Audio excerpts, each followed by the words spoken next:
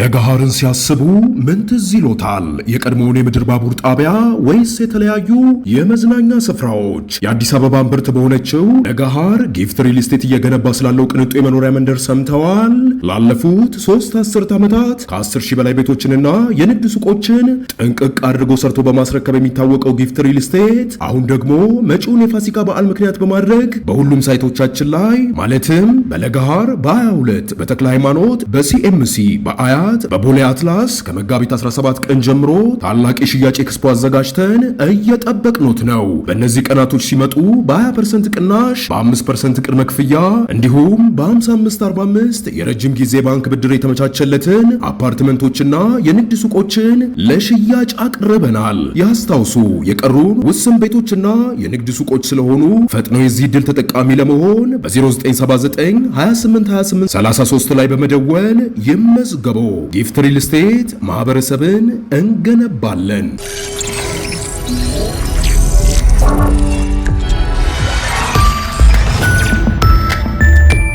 ይህ አዋዜ ሰበር ነው። የአሜሪካው ፕሬዝደንት ዶናልድ ትራምፕ ከአንዴም 2 ጊዜ ያራዘሙትን የምጽአት ቀን ዛቻና ማስጠንቀቂያ ለ3ኛ ጊዜ ደገሙት። የምድራችን ልዕለ ኃያል መሪ ከራሽያና ቻይና ደገፍ ኢራን ጋር ኢኮኖሚያዊና ስሜታዊም የሆነ አደገኛ ጦርነት ውስጥ ናቸው። ኢራን መጀመሪያ ለ48 ሰዓታት ለጥቆ ለ5 ቀን ሰልሰው ወደ 10 ቀን ቢገፉትም ዛቻና ማስጠንቀቂያቸውን ቀነገደብ አሁንም ኢራን እሳቸው እንደሚጠብቁትና እንደሚፈልጉት ለድርድር ሸብረክ ካላለችም የሆርሙዝ ሰርጥን መሸጎሪያም አላላቀቀችም። 47ኛው የዩናይትድ ስቴትስ አሜሪካ ፕሬዚደንት የ79 ዓመቱ ዶናልድ ትራምፕ ከእሳቸው በፊት የነበሩትን ፕሬዚደንቶች አሜሪካንን የነ ቻይና መበልጸጊያ ከሞኝ ደጃፍ ሞፈር ይቆረጣል መተረቻ፣ የነ ጃፓንና ደቡብ ኮሪያ የበነፃ ቦዲጋርድ፣ ጥርሳቸውን የኬኩ ክሬም ላይ የሰኩ ዓለምተኛ አውሮፓውያን የኔቶ ሸሪኮች አዛይና ተፏካች ያደረጉ ሲሉ በአደባባይ የከሰሱ ያብጠለጠሉ ያወገዙ መሪ ናቸው። በእነሱ የተነሳ አሜሪካ መፈራትም መታፈርም የሌላት ማንምና ተርታ ሆነች ሲሉ በሕዝብ ውስጥ ቁጭት ቀስቅሰውና በቁጭት ማዕበል ላይ ተሳፍረው ለቤተ መንግሥት የበቁ መሪ ናቸው። አሁን 2 የአሜሪካ የጦር ጀቶች ተመተው 2ቱ ፓይለቶች በጃንጥላ ወርደው ሲገኙ የኤፍ-15ቱ ተኳሽ ኦፊሰር ሳይገኝ 2ኛ ጨለማ እያሳለፈ ነው። ኢራን የ$76,000 ሽልማት በቴሌቪዥን በማወጅ የፕሬዝደንቱን በሰማይ አይነኬነት መተማመንን የሸነቆረውን ጥቃቷን ለማጉላትና ለማንጸባረቅ የጠፋውን አሜሪካዊ ተዋጊ በግሏ እየፈለገችው ነው። ፕሬዝደንቱ ከዚህ ቀጥሎ ምን ያደርጋሉ የሚለው ጥያቄ ከፊት ለፊታቸው ተንጠልጥሏል። ይህ ሁኔታዎችን ያባባሰ ድንገት መሃል ነው የትራምፕ ወደ 10 ቀናት የተራዘመ 3ኛና ምናልባትም የመጨረሻ ማስጠንቀቂያ ሊጠናቀቅ 48 ሰዓት ይቀረው። ትራምፕ ዛሬ በዋሽንግተን ሰዓት አቆጣጠር ጠዋት ላይ በማኅበራዊ ሚዲያ ገጻቸው ምጽአታዊ ዛቻና ማስጠንቀቂያውን ደገሙ። በኢራን ሀገር ምድር የገሃነም በሮች ይከፈታሉ የሚል። እንደ ትራምፕ ማስጠንቀቂያ ኢራን በዛሬና በነገ መካከል ዕጣ ፈንታዊ እሁድ ሌሊት ሳይነጋና ሰኞ ሳይገባ በፊት በፓኪስታን በኩል በተላከላት ባለ 15 ነጥብ የአሜሪካ ዴዝዴራታ ተገዝታ በፍጥነት ወደ ድርድር ጠረጴዛ መምጣትና ጦርነቱን የሚያከትም ውል መፈራረሚያ ተጨባጭ እርምጃ መውሰድ አለባት። አስታውሱ፣ ወይም የሆርሙዝ ሰርጥን ከጦርነቱ በፊት እንደነበረው ወለል አድርጋ መክፈትና ማንኛውም ተኳሽ ኃይሏን ከዚህ በር ዙሪያ ማራቅ አለባት። አለበለዛ የሀገሪቱን የኢራንን የተለያዩ የኃይል ምንጭ ተቋማትን ቫሪየስ ፓወር ፕላንትስ ከትልቁ በመጀመር እንክት አድርገን በመምታት እናጠፋዋለን ይላሉ። ቃል በቃል አስታውሱ አሉ። ኢራን ውል እንድትቋጥር ወይም የሆርሙዝ ሰርጥን እንድትከፍት የ10 ቀን ገደብ እንሰጣታለን አሉ። በዛሬ መልእክታቸው ጊዜው እያለቀ ነው ሲሉም ያ የ10 ቀን ቀነ ገደብ አሁን የቀረው በርግጥም 48 ሰዓት ብቻ ነው። እላያቸው ላይ የገሃነም እሳት ሊወርድባቸው 48 ሰዓት ብቻ ቀረው። ክብር ለእግዚአብሔር ይሁን። ፕሬዚደንት ዶናልድ ጄ ትራምፕ ይላል መልእክታቸው። ከዚህ ማስጠንቀቂያ በፊት ባወጡት ሌላ የማኅበራዊ ሚዲያ መልእክታቸው ኒውክሌር ኢራን ትወገድ ወይም ትጥፋ ነው ያሉት። ማጋ አሉበት ከስር ሲደመድመው። ማጋ ሜክ አሜሪካ ግሬት አጌን፣ አሜሪካንን ዳግም ታላቅ እናድርጋት ማለት ነው።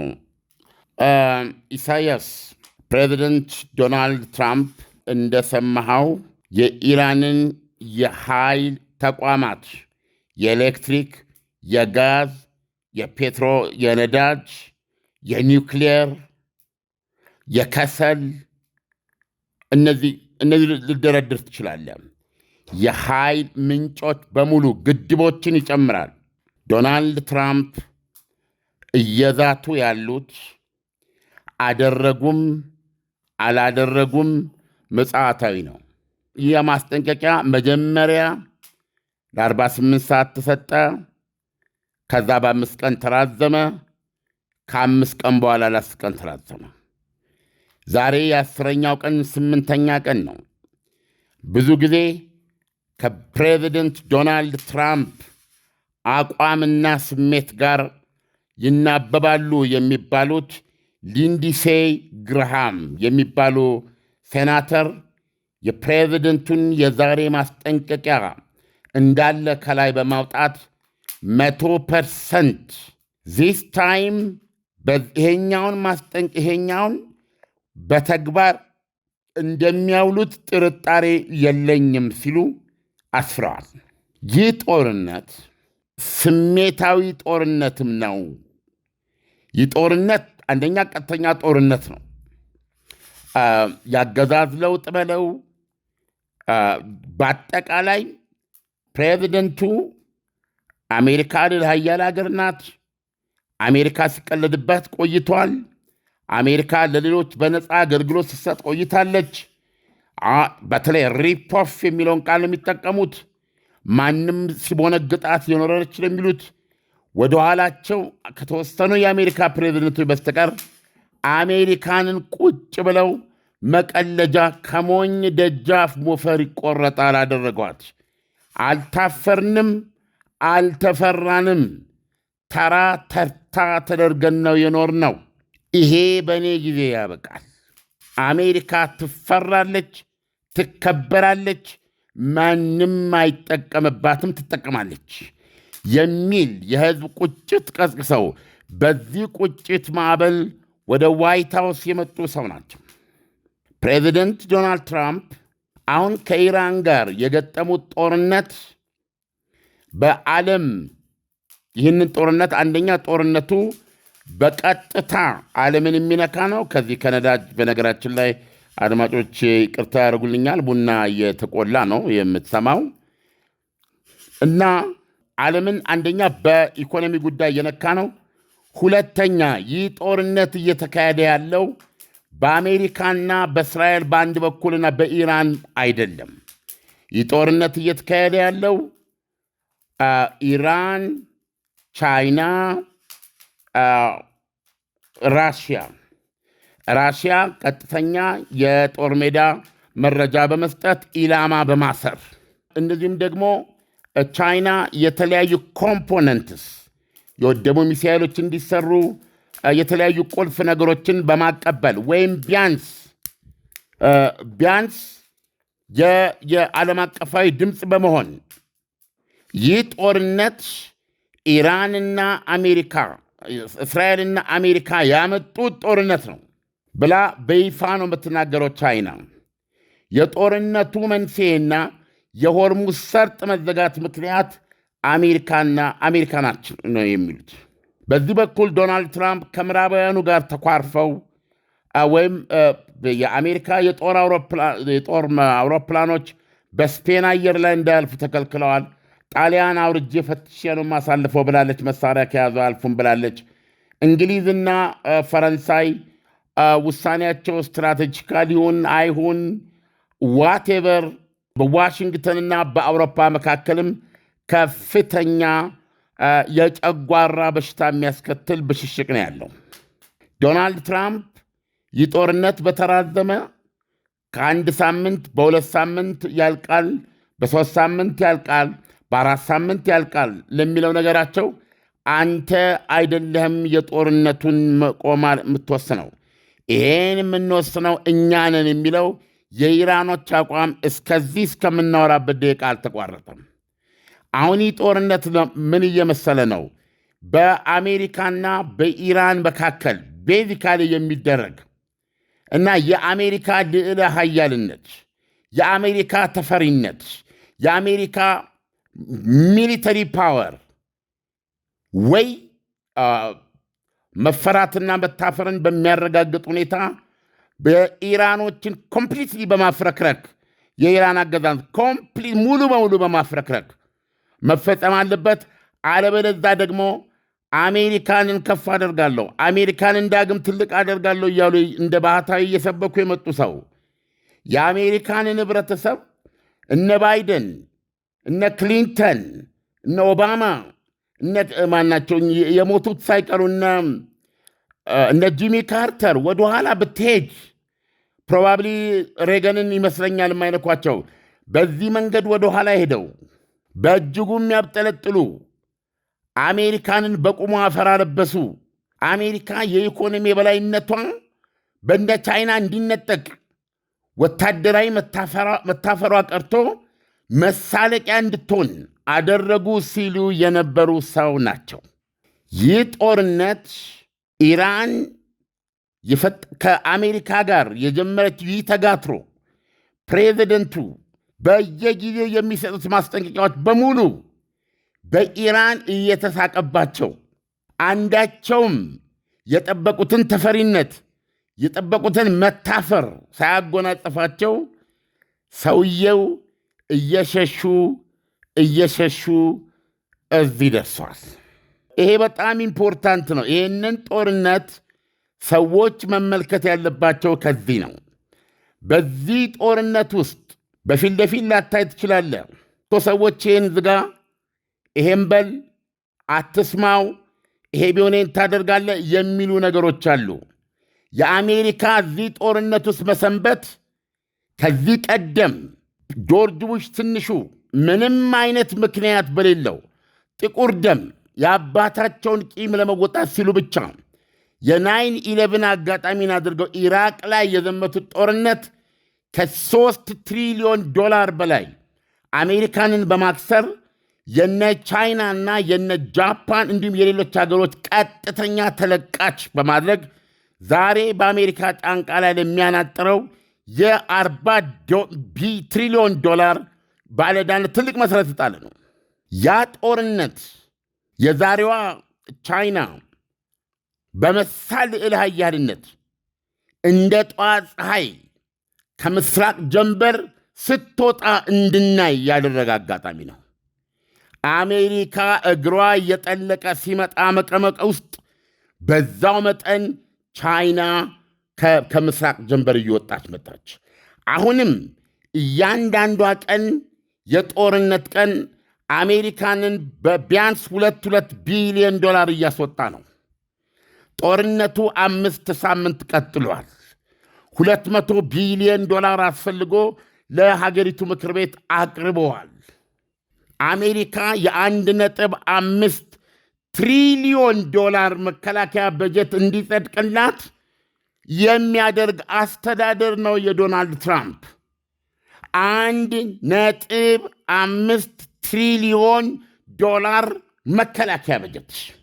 ዶናልድ ትራምፕ መሰረት ይኑረው አይኑረው፣ አሜሪካውያን ይፈልጉት አይፈልጉት፣ አሜሪካንን ታላቅ አደርጋለሁ ብለው የመጡ መሪ ናቸው። የመከላከያ በጀት ጥያቄያቸውም የዛ ነጸብራቅ ነው። አሁን ዓለም እያየ ያለው አሜሪካን በኢራን ተመከተች። አሜሪካን በኢራን ልትሸነፍ ትችላለች።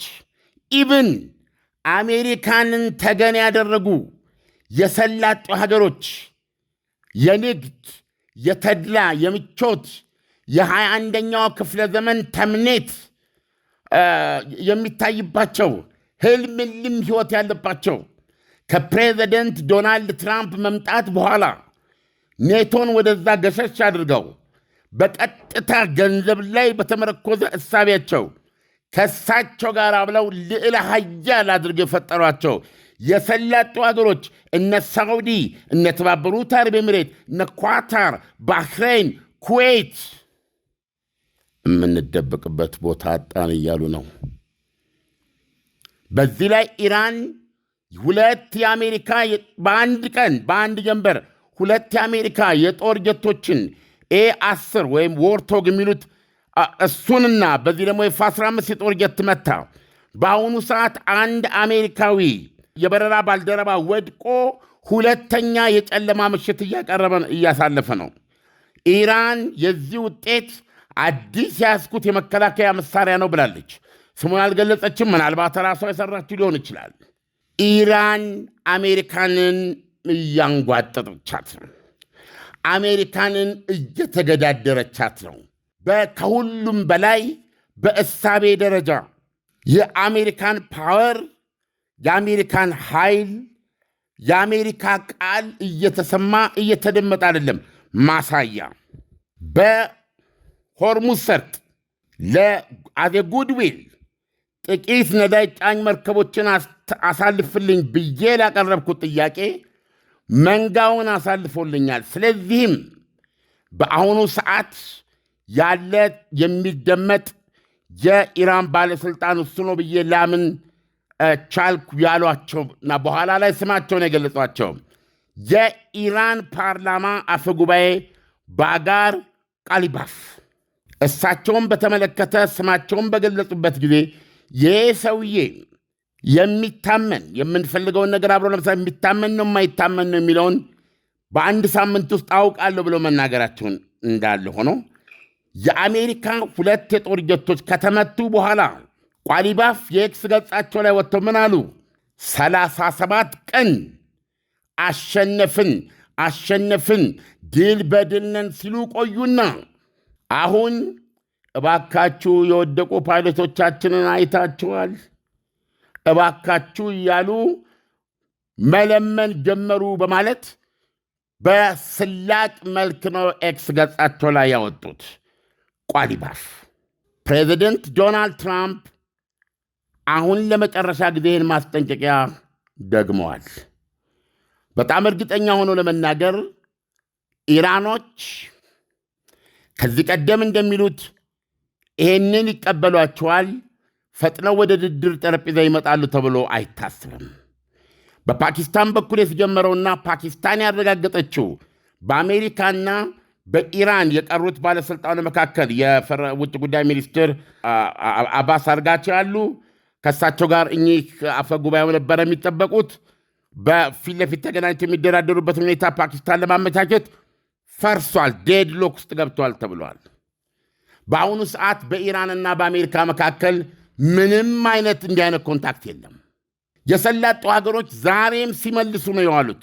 በተለይ የተባበሩት አረብ ኤሚሬትስ፣ ራሷ ሳውዲ አረቢያ፣ እነዚህ ሀገሮች ራሳቸው ከፍተኛ የህልውና ጥያቄ አሁን ያለው የጦርነት ሁኔታ ላይ ቆሞ ሲያስቡ አሜሪካ ጥያቄ ውስጥ ገብታለች። እነዚህ ሁኔታዎች ተጨምረው ፕሬዚደንቱ አሁን የሰጡት ማስጠንቀቂያ ኢራን እንደዛተችው እሷ ለሚደርስባት ጥቃት፣ እሷ ላይ የደረሰውን ጥቃት የሰላጡ ሀገሮች ላይ ያደርጋሉ በሚለው ከቀጠለች በጣም እርግጠኛ ሆኖ መናገር ይቻላል ይሄ ማስጠንቀቂያ ምክንያት ሆኖ በመፍራትም ይሁን ይሄን ነገር እናብረድ በሚልም ይሁን በአሜሪካና በኢራን መካከል አንዳች ተጨባጭ ድርድር ይጀመራል። የሆርሙዝ ሰርጥም ጉዳይ በሆነ መንገድ የሆነ መፍትሄ ይገኝለታል ብዬ ነው የማምነው ኢሳያስ። ካልሆነ ግን ዶናልድ ትራምፕ ይሄን እርምጃ ሊወስዱ እንደሚችሉ ማሰብ ያስፈልጋል። ቢ52 የጦር አውሮፕላኖች በኢራን ሰማይ ላይ ገብተው እየወጡ ነው። ይህም በተመለከተ ብዙ የምንሰማቸው ነገሮች አሉ። እነዚህ ስትራቴጂክ ቦምበርስ ናቸው። የቢ52ቶች መታየት ብዙዎቹ የሆነ ነገር እየሆነ ነው የሚል ስጋት አላቸው። እነዚህ ቢ52ቶች የቦምብ መጋዘን ናቸው። ኒውክሌር ቦምብ መተኮስ ይችላሉ። መደበኛ የተለያዩ ቦምቦችን አንጣፊ ናቸው።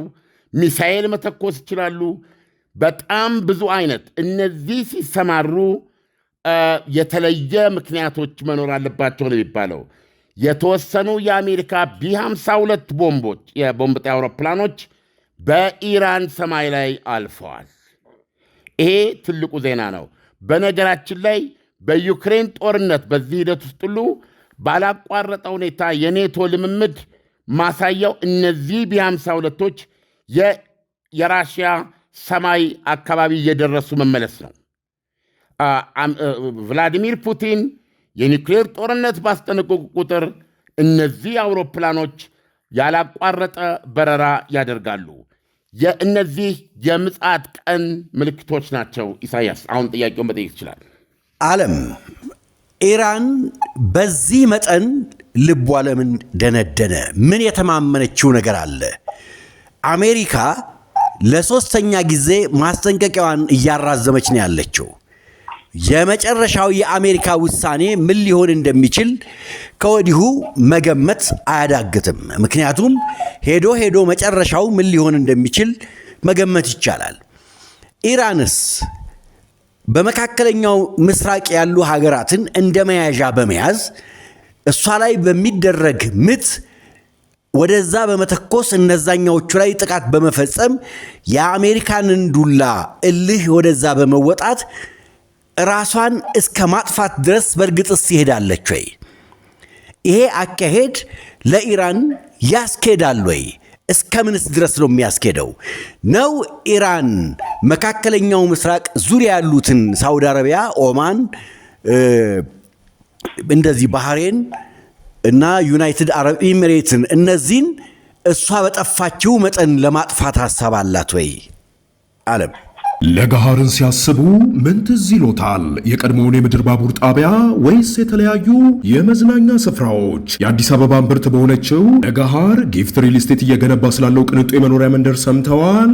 ላለፉት 3 አስርት ዓመታት ከ10 ሺህ በላይ ቤቶችንና የንግድ ሱቆችን ጥንቅቅ አድርጎ ሰርቶ በማስረከብ የሚታወቀው ጊፍት ሪል ስቴት አሁን ደግሞ መጪውን የፋሲካ በዓል ምክንያት በማድረግ በሁሉም ሳይቶቻችን ላይ ማለትም በለገሃር በ22 በተክለ ሃይማኖት በሲኤምሲ በአያት በቦሌ አትላስ ከመጋቢት 17 ቀን ጀምሮ ታላቅ የሽያጭ ኤክስፖ አዘጋጅተን እየጠበቅኖት ነው። በእነዚህ ቀናቶች ሲመጡ በ20% ቅናሽ፣ በ5% ቅድመ ክፍያ እንዲሁም በ55/45 የረጅም ጊዜ ባንክ ብድር የተመቻቸለትን አፓርትመንቶችና የንግድ ሱቆችን ለሽያጭ አቅርበናል። ያስታውሱ፣ የቀሩን ውስን ቤቶችና የንግድ ሱቆች ስለሆኑ ፈጥነው የዚህ ዕድል ተጠቃሚ ለመሆን በ0979 2828 33 ላይ በመደወል ይመዝገቡ። ጊፍት ሪል ስቴት ማህበረሰብን እንገነባለን። በማንኛውም ጦርነት ውስጥ ሳይኮሎጂ የጦርነቱ አካል ነው። ሁለተኛ በተጨባጭ የሚታዩ ነገሮች አሉ። አሁን ከዚህ ቀደም እንዳልነው መሬት ላይ የሚደረገው ጦርነትና በቲክቶክ ሀዲር ላይ ወይም በማህበራዊ ሚዲያ ላይ የሚደረገው መሬት የሚደረገው ጦርነት አካል ያልሆነ ፍጹም የተለያየ ማለት ይቻላል። ሁለት ውጊያዎች ነው እየተካሄደ ያለው እና ሁለቱም ፋይዳ አላቸው። በዚህ የተነሳ ይሄንን ጦርነት በተመለከተ ኢቭን የሚጠበቁና የሚታዩ አስተያየቶችን ለመስጠት አይቻልም። ይሁንና 48 ሰዓት ነው ፕሬዚደንቱ የሰጡት። በዚህ 48 ሰዓት ውስጥ ምናልባት ከድርድር አኳያ ከሆርሙዝ ሰርጥ መከፈት አኳያ ወደ አንዳች ተጨባጭ መፍትሄ ለመግባት እንቅስቃሴዎች ሊኖሩ ይችላሉ የሚል እምነት ነው ያለኝ እኔ። እነዚህ ነገሮች ካልመጡ ኢራን የሰጠችው ማስጠንቀቂያ ለምሳሌ ፕሬዚደንቱ የመጀመሪያ ምሳሌ የኤሌክትሪክ ኃይል ማመንጫዎቿን በአጠቃላይ የኤሌክትሪክ ኃይል መዋቅሯን በ10 ቢሊዮን ዶላር እሱን እናወድመዋለን ብለዋል። ምሳሌ የጋዝ ኮምፕሌክሶቹ እንዳሉ ናቸው። ከአረግ ደሴት 90 በመቶ የነዳጅ መሸጫዎቿ እንዳሉ ናቸው። የነዳጅ ጉድጓዶች አሉ። ደምረው ለምሳሌ ዛሬ ቡሻሃር የሚባለውን የኒውክሊየር ማብለያ ለ4ኛ ጊዜ ነው የደበደቡት። 4ኛ ጊዜ በዙሪያ በመደብደባቸው አንድ ሰው ሞቷል። የኢራኑ ውጭ ጉዳይ ሚኒስትር ኤክስ ገጻቸው ላይ በጻፉት አሁን የራዲዮ አክቲቭ በከፍተኛ ደረጃ ሊያመልጥ የሚችልበት ሁኔታ እየተፈጠረ ነው። ይሄ ነገር ከሆነ የሰላጤው አንድ ሀገር አይኖርም። ቴህራን አይደለችም የምትወድመው። የሰላጤው ምድር የእልቂት ምድር ይሆናል የሚል ነገር ነው የጻፉት። ኢትዝ ላይክ ቆማ የሚል ነገር ነው ብያለሁ። ነገር ግን አንድ ጥያቄ መጠየቅ አለብህ። ኢራን የሰላጤ ሀገሮች የኃይል ምንጮች ባሕረ ሰላጤውን ዳርቻ ተከትሎ ያለ ነው፣ በቀላሉ እናወድመዋለን በማለት ማስጠንቀቂያ ሰጥታለች። ወይ እውነት ነው? አሜሪካ ያላት የማውደም ኃይልና ኢራን ያላት የማውደም ኃይል አብሮ ሊሄድ ይችላል ወይ? ኢራን የሰላጤ ሀገሮች ላይ ያለችን ውድመት ለማምጣት ጦርነቱን የሚቀይር ሌላ ልታቀርብ የምትችለው ነገር አለ ወይ? አይዘር ሚሳኤል ነው ወይም ሰው አልባ ነው። አሜሪካ ግን ወደዚህ ዘመቻ ከመጣት ቅድም ያልኩ ቢ52ቶች ብያለሁ። እሱ ብቻ ሳይሆን ብዙ የተለያዩ ነገሮች አሉ። ስለዚህ ማንም ሰው ሊያይ የሚችለው ኢራን እንደ ሀገር እንድጠፋ የሚፈልግ የለም። እነዚህ የተባሉት ተቋማት ከተመቱ፣ ፕሬዚደንቱ በሚሉት መጠን ከተመቱ ሰክሰስፉል ይሆናሉ ማለት አይደለም። በነገራችን ላይ ፕሬዚደንቱም ኢቲዝ የገቡበት አጣብቂኝ ጨዋታ ነው። ስለዚህ ማንኛውም ሰው የራሱን የህሊና ሚዛን ሊያስቀምጥ ይችላል። ይሄ ጦርነት የጥፋት ጦርነት ነው።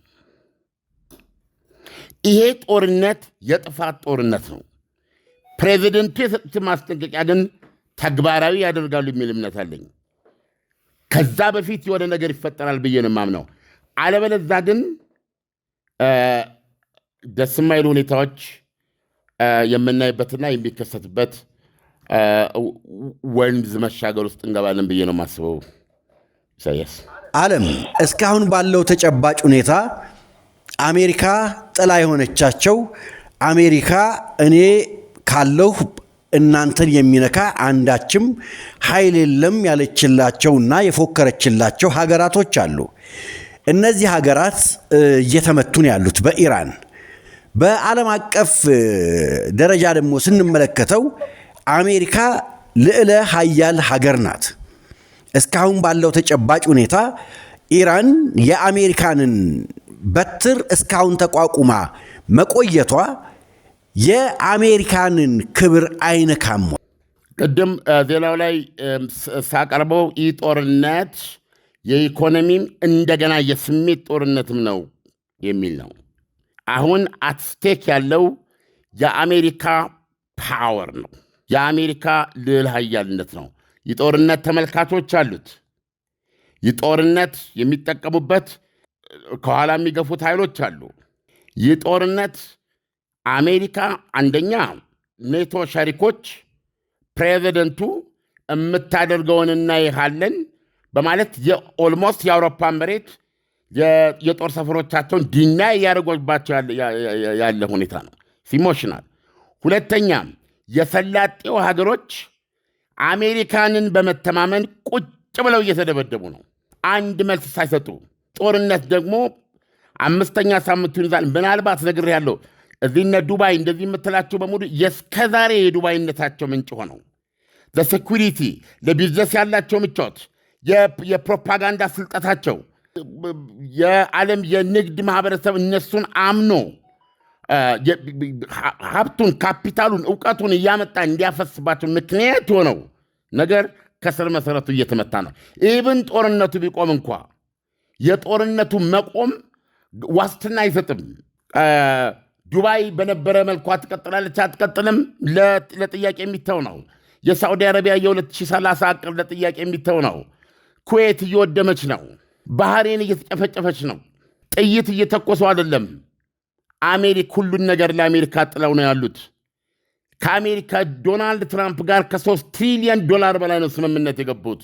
ይህን ሁሉ ተመልካች ያለው ጦር ኢሞሽናል። ፕሬዚደንቱ ለ3ኛ ጊዜ ነው ማስጠንቀቂያ ያደረጉት።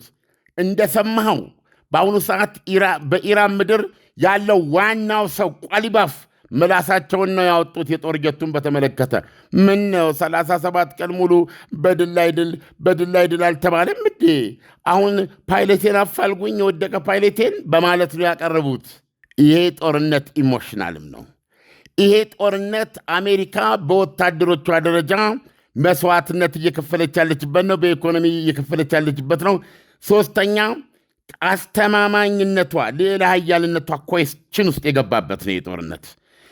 ከክሬምሊን ከፍተኛ ስላቅና ሳቅ፣ ከቤጂንግ ተመሳሳይ ነገር ነው የሚሰማው።